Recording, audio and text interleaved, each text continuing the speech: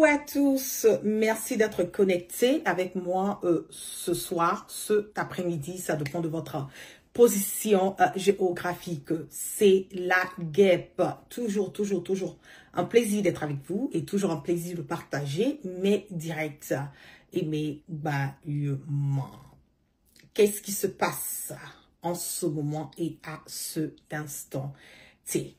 Je demande à tout un chacun, à tous les Ivoiriens, de vraiment partager et de partager massivement ce direct. Parce que je le dis tout le temps que nous sommes en guerre de communication, certes. Mais rassurons-nous que les informations partagées puissent véhiculer sans crainte et surtout sans peur. Je vais donner une dizaine de secondes pour permettre à tout le monde de se connecter sur tous mes réseaux, Facebook, YouTube et autres. Et nous allons parler. Parce que l'heure est grave. L'heure est grave du moment où aujourd'hui, le peuple ivoirien est mis dans une posture très alarmante. Depuis hier, ça circulait sur les réseaux sociaux de cette histoire de navire qui contenait du matériel qui était d'abord très toxique pour la santé et de deux, qui est un élément très dangereux et je vais avoir l'occasion d'expliquer à tout un chacun réellement ce que c'est que ce truc que nous avons au bord des eaux au niveau de la Côte d'Ivoire.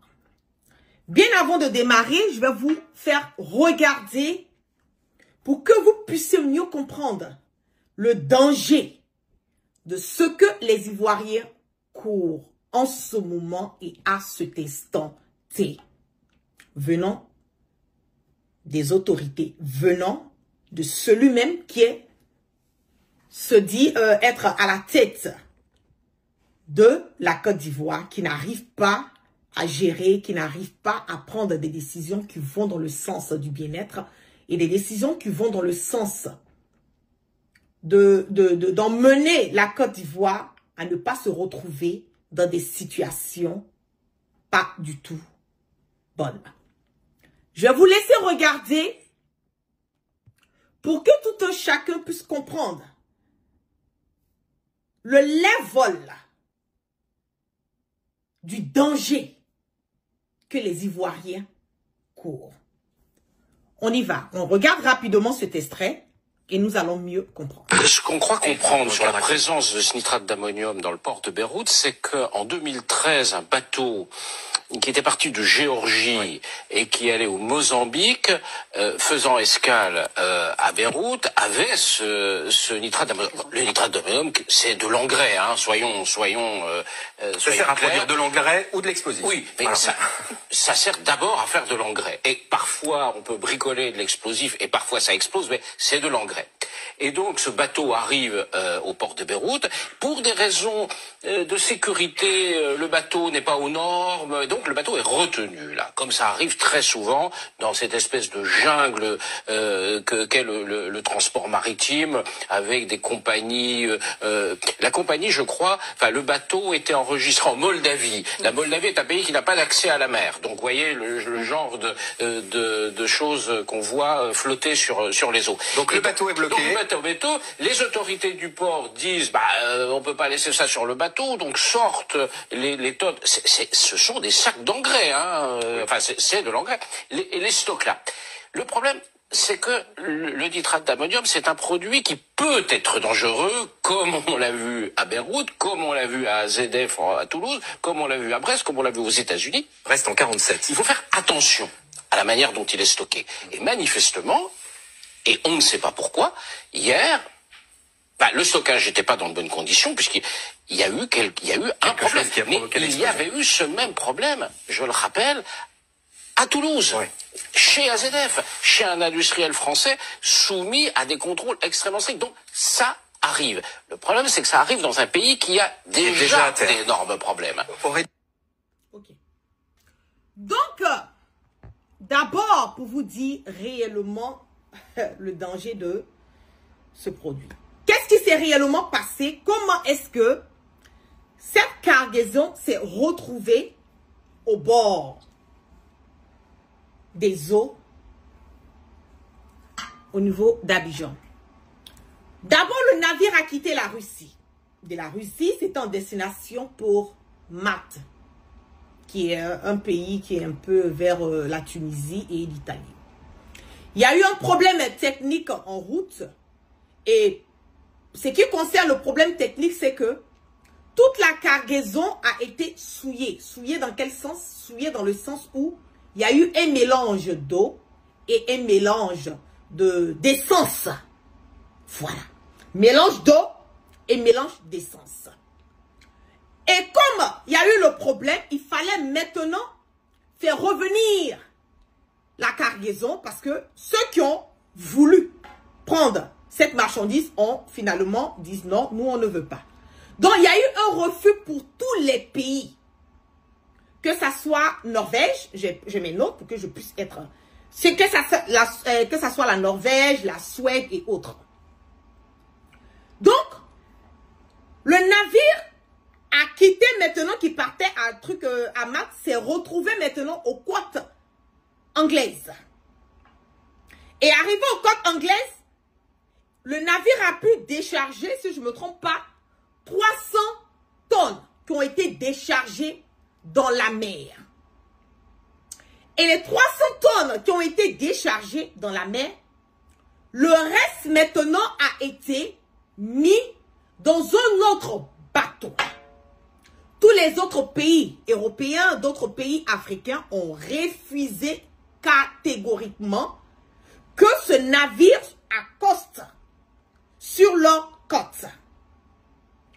Mais comme on le dit,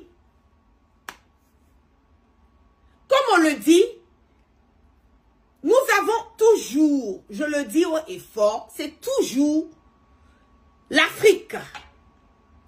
C'est toujours le côté des Africains. C'est toujours, comme on le dit, quand il y a quelque chose de mauvais, il y a quelque chose qu'on doit se débarrasser,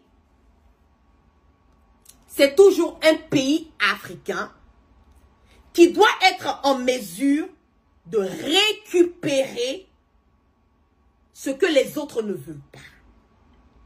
Normalement, dans un pays où on fait attention, normalement dans un pays où il y a des données, normalement dans un pays qui respecte, comme on le dit, les normes, qui respecte le système de sécurité et autres.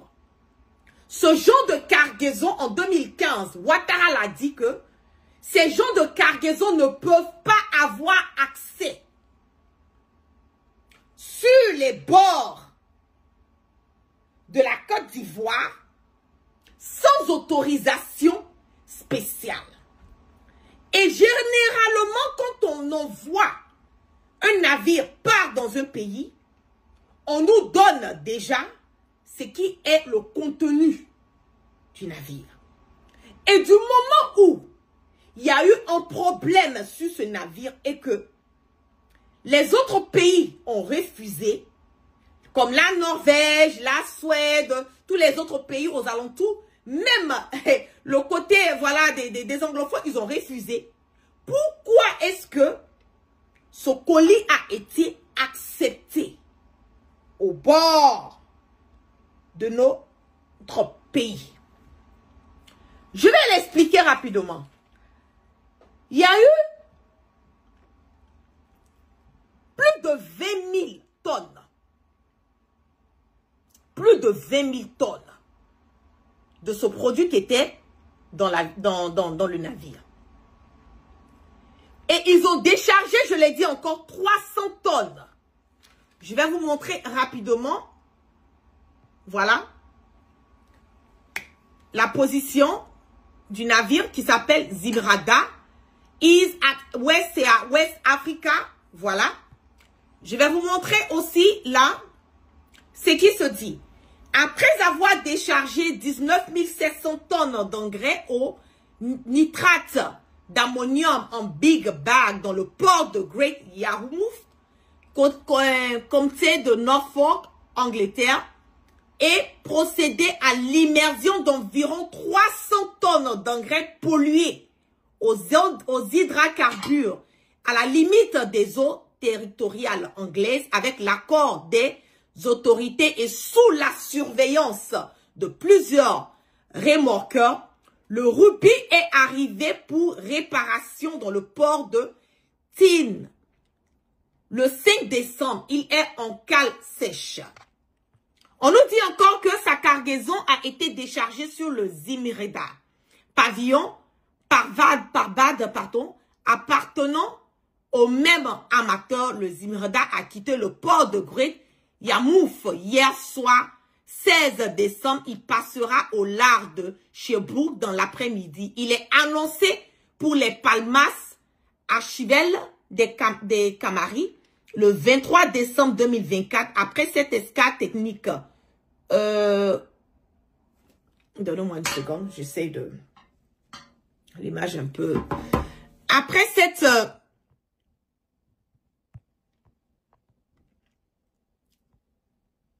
Après cette escale technique de pollution eau vive, il devrait poursuivre vers l'Afrique. Vers l'Afrique.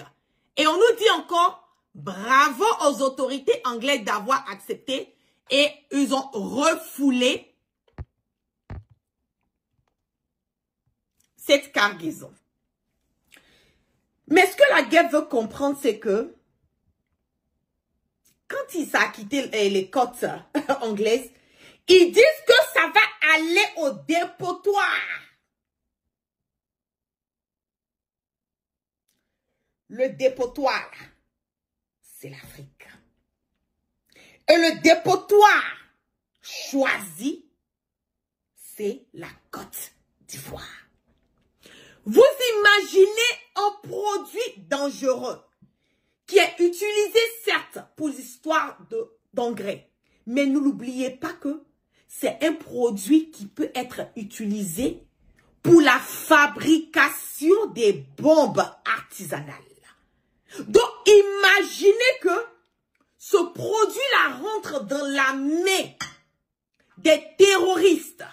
Et ce que vous oubliez encore, c'est que la bombe qui s'est passée au niveau de Beyrouth, il y a quelques années de cela, quand tu compares cette cargaison, vaut 7 fois pour Beyrouth en quantité et en qualité. Je vais vous montrer ici rapidement pour que vous puissiez comprendre. Vous puissiez comprendre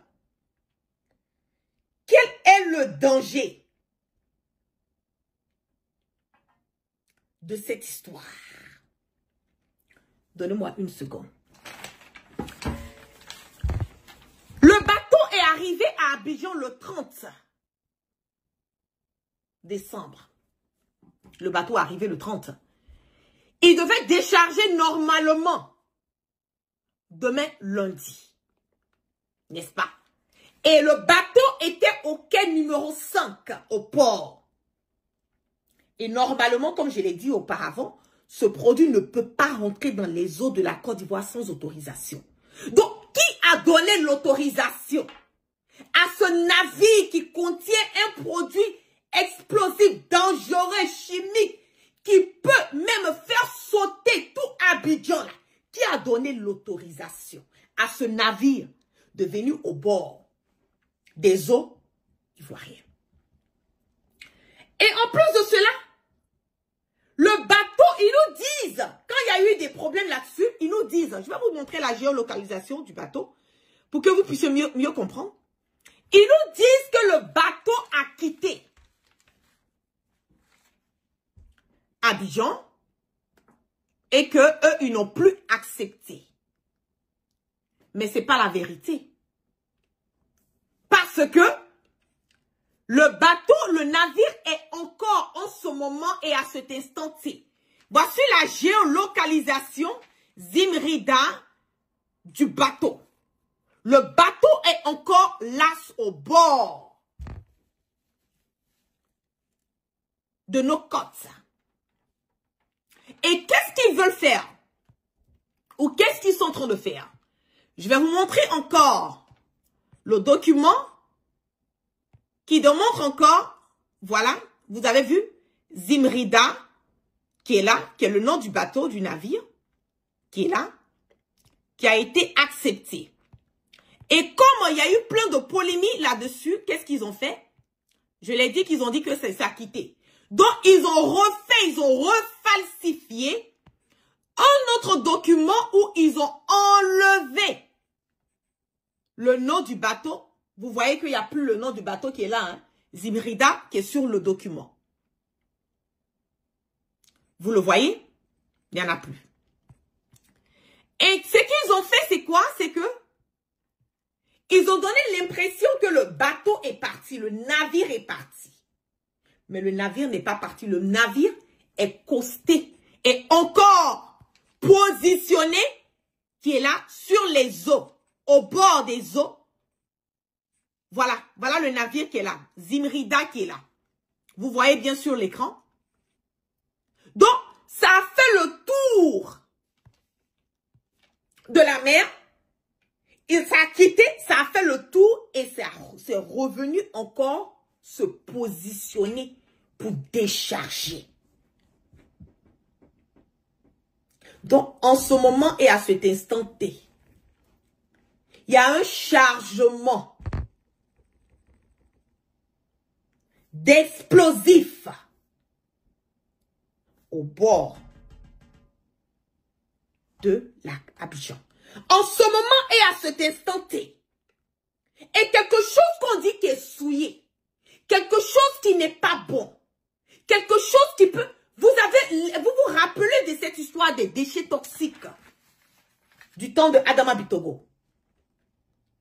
Vous avez vu que nous avons encore des séquelles sur la population ivoirienne jusqu'à présent. Vous voyez que jusqu'à présent, il y a des personnes qui ont été exposées au cancer. Il y a des personnes qui ont eu, comme on le dit, il y a eu des enfants qui sont nés avec des malformations. Je vais vous regarder ici. Voilà le port de Beyrouth là. Vous allez voir.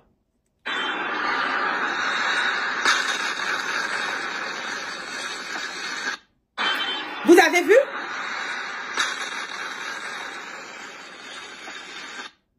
Ok. Donc, imaginez ce genre.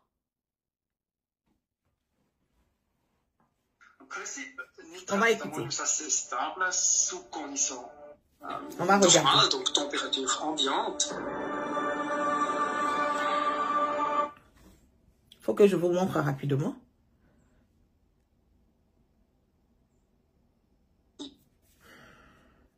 Pour que vous puissiez comprendre. Une onde de choc extrêmement violente.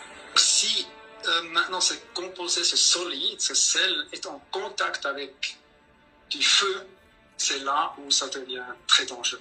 Je crois que c'est ce qui s'est passé en fait à Beyrouth. Il y avait un feu avant, donc on voyait des fumées, et puis après, donc il y avait la détonation.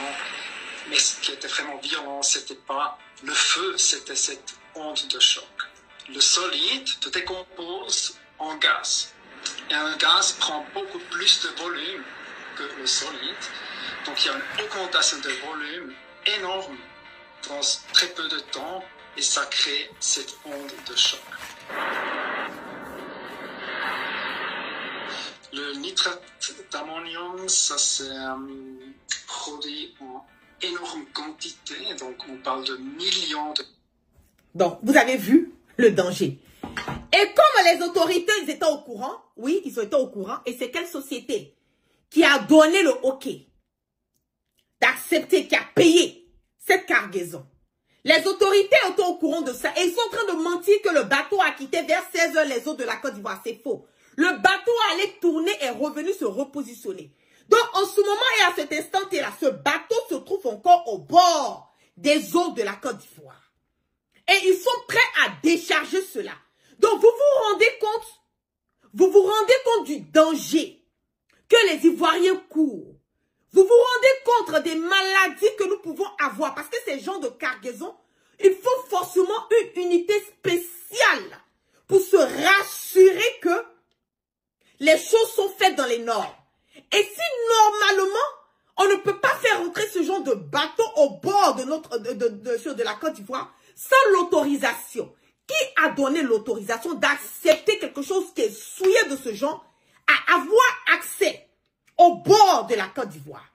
Mais maintenant, si le gouvernement de Ouattara nous dit que eux, ils n'avaient pas une idée et que voilà, ils ne savaient pas réellement, là, c'est encore plus grave.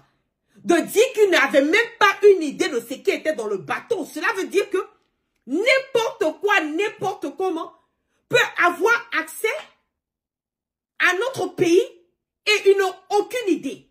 Et ce qui est encore plus dangereux, c'est que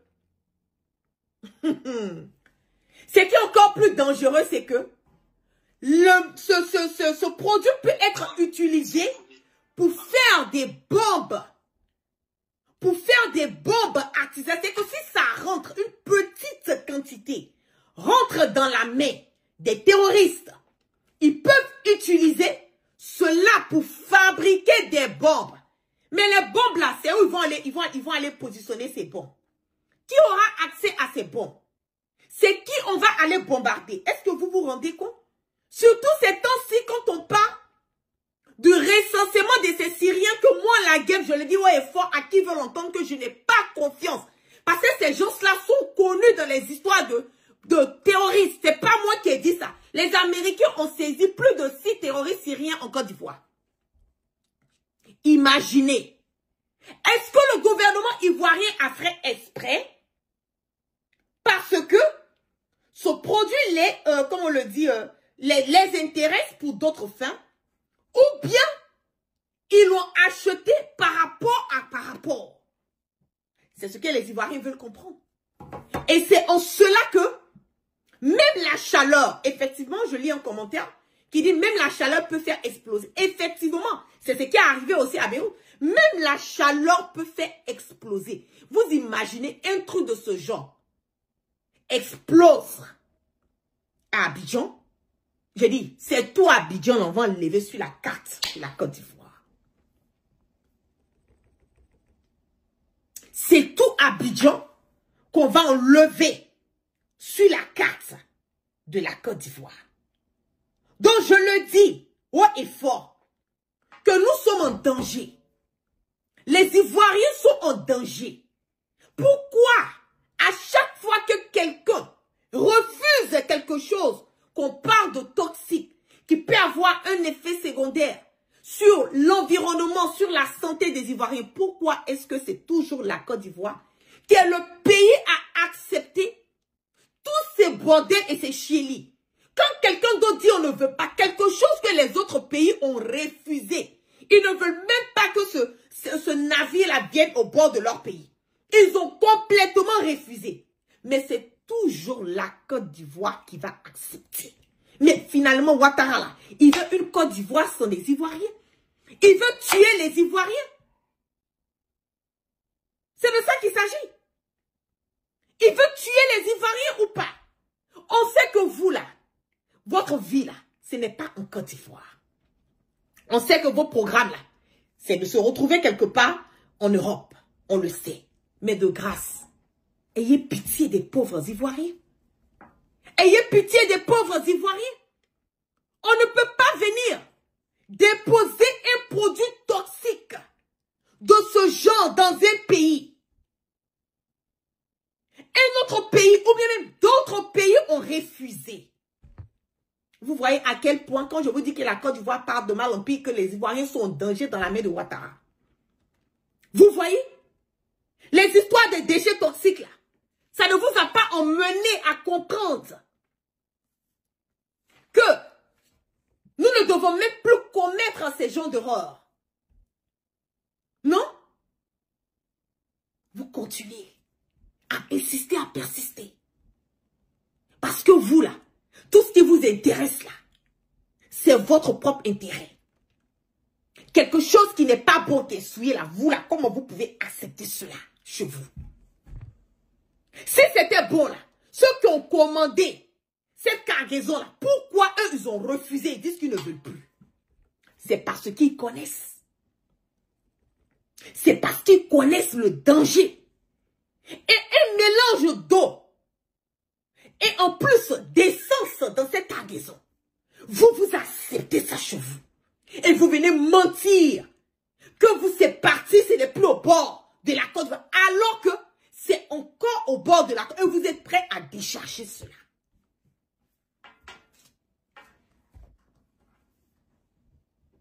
C'est de ça qu'il s'agit.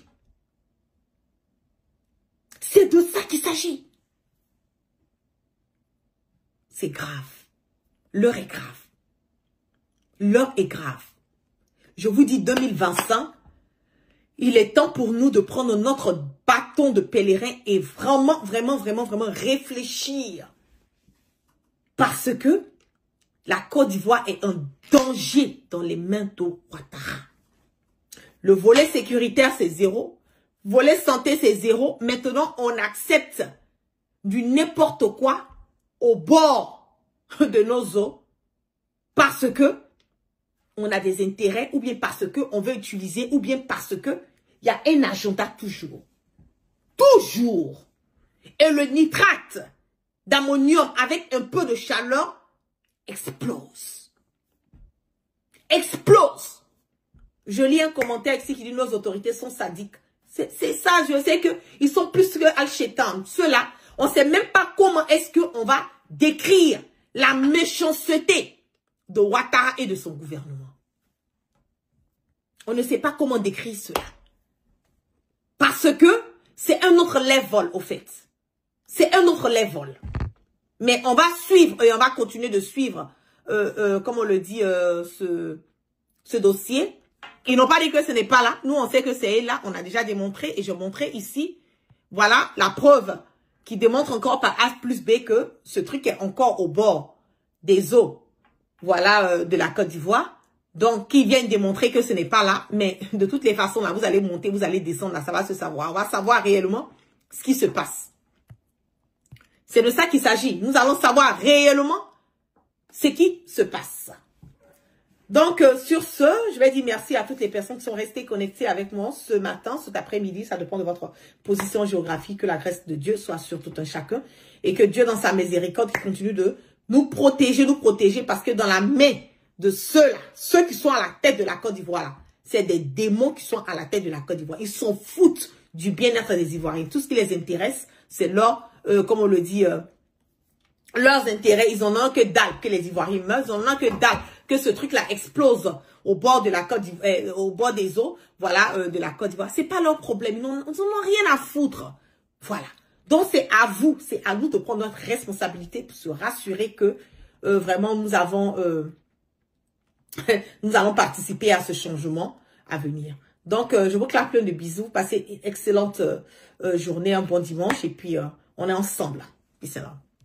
La première chose, abonnez-vous à cette page. Cliquez sur le bouton s'abonner qui s'affiche juste en bas. Et la deuxième chose, cliquez sur la cloche de notification pour ne rater aucune des vidéos que je publie ici très régulièrement. Retrouvez KDV sur YouTube, Facebook, TikTok.